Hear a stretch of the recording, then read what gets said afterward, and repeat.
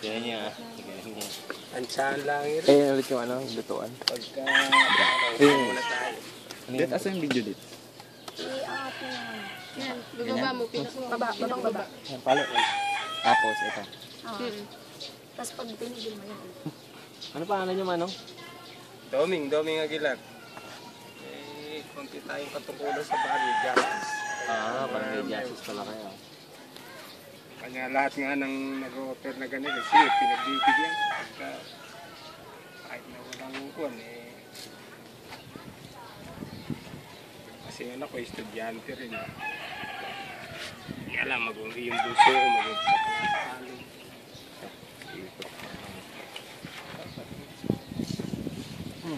Kinisin muna natin yan. Kumbaga sa bahay, medyo tatataga natin ng konti.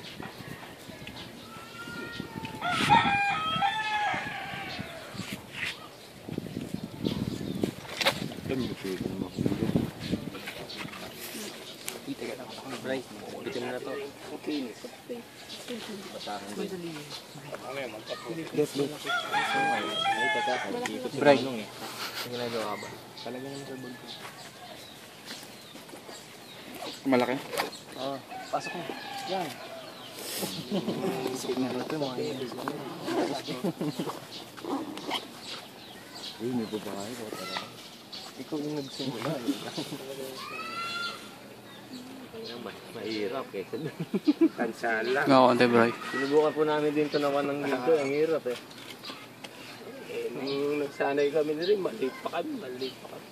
What the? Pagka wala kami sa gawa namin, hanapin na kami ng nanay namin. Kami sa Laroa. Nakita kami, papaloy na kami sa puwit. Nakatalikot kami. Ano, nakatunan namin. Eh ngayon ayaw na ng mga kabataan yun. Ang mga anak ko lalaki, ayaw na nila.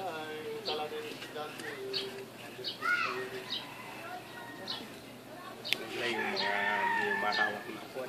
Yung mga di opisina. Ayun ang maputigan yung kamay.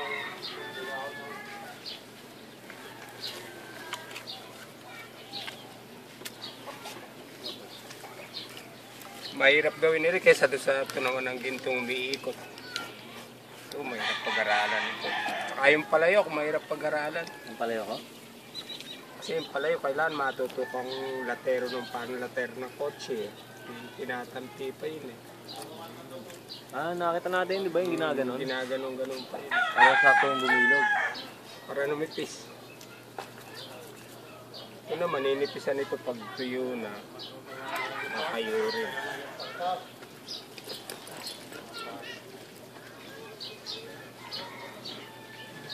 Eh, pakuha na rin yung kulit. Pagka nang wala na kami sa mundo ibabaw, wala na.